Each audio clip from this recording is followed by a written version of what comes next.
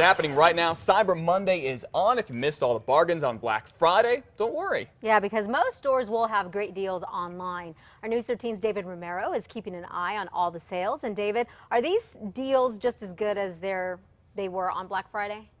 They sure are, Elizabeth. And of course, in fact, 85% of the stores are having online sales today, and in some cases, these are going to be better deals than you would have seen on Black Friday. Now, here are a couple of examples that we pulled up on the internet this morning. Target's offering, let's see here, up to 70% off of a lot of the things, including electronics, toys, and housewares. And if you want earrings, you can check out, of course, Kmart, and it has them 75% off. And if you're looking for a TV and can afford to splurge a little bit, check out one of the ones that we are finding over here, where you can find it pretty much anywhere on the website at walmart.com. It's a 55-inch LED 3D TV. That's a whopping $1,000 off, on sale for about $1,500. Now, there are a lot of other websites offering major deals as well. And this year, close to 2/3 will be offering free shipping in one way or another. And when I was out last week with the Black Friday crowds at the malls, a lot of folks said they were looking forward to seeing these sales. A lot easier, avoid the crowds, and awesome deals did last year. I think there was better deals there than even in the stores. So that's where I do most of my shopping anyway. And get this, those aren't going to be the only shoppers today online, because we're probably going to spend about $1.5 billion online today. That's 25% more than last year. Elizabeth, back to you. Okay, David, thank you. I like the idea of free shipping, though. That sometimes just makes a difference. And if you want to see what is on sale this morning and you go to the website and they don't have it yet, just keep checking back, because a lot of stores will have new deals starting every hour.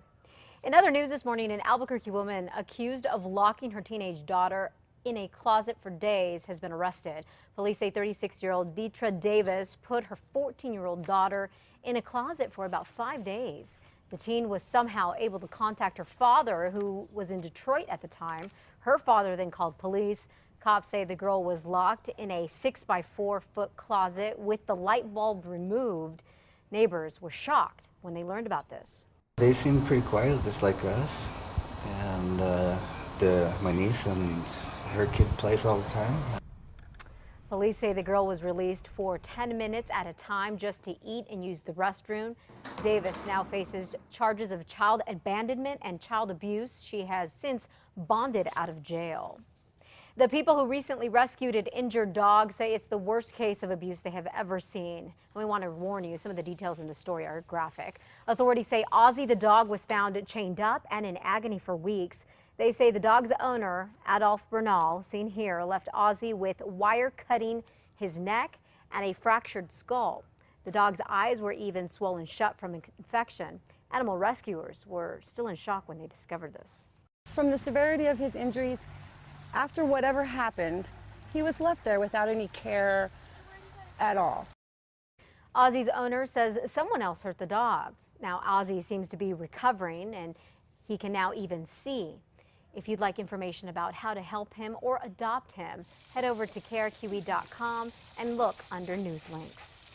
Well, tomorrow is shaping up to be a big day for the Bernalillo County Commission, because it's facing a very controversial vote.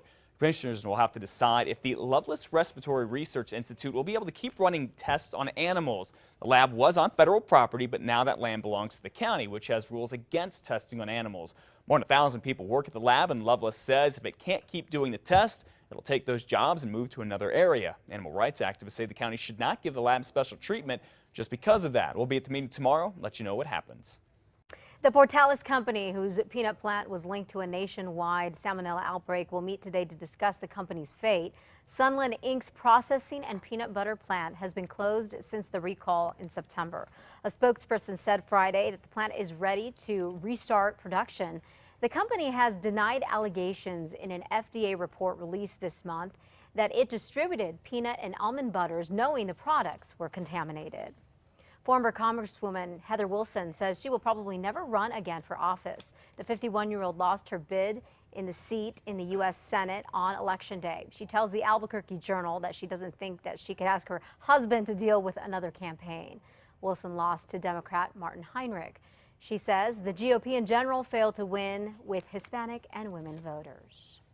$500,000 could be yours this week. Not kidding here. The Powerball jackpot continues to swell, and that's because no one has won this past weekend's drawing. The jackpot is now estimated at $425 million, and it is expected to grow by Wednesday's drawing. This is the second time in U.S. history the jackpot has passed the 400 million mark.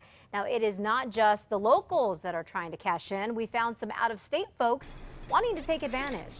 It's just huge. We noticed it earlier on a billboard. If I won, me and my wife would just use it to buy a house in Arizona. The previous top Powerball prize was $365 million. That was back in 2006, and it was won by someone in Nebraska.